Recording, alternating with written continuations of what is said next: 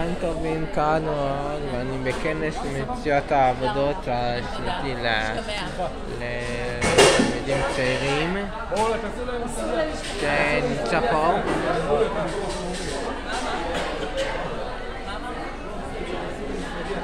הכנס הזה נועד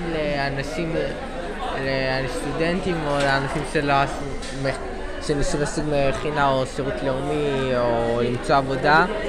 זה כנס מציאת העבודה לאנשים צעירים שמחפשים עבודה.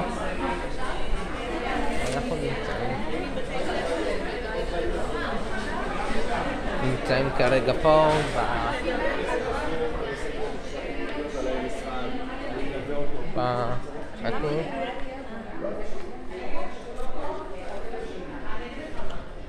חכו, איך קוראים למקום?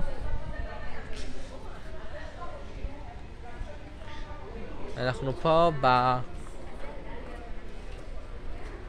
בקבוצת כל טוב, שאנחנו בארגון קבוצת כל טוב נמצא זה באירוע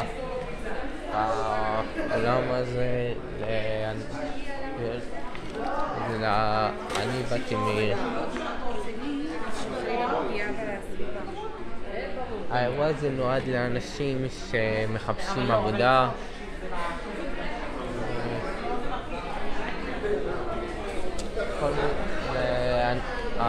אנשים צעירים, אם יש לכם אנשים צעירים, אז בימי שני בכל יום פה נמצא לאנשים צעירים שמחפשים עבודה בכל ימי שני. רק רגע, היום יום שני, רק לברר.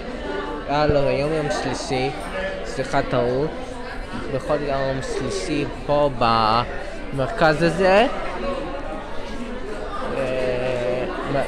יש עושים סוג של מרכז למקומות עבודה. אם אתם בעלי עסקים, אתם יכולים לפרסם את העסק שלכם פה, למצוא עובדים צעירים. אז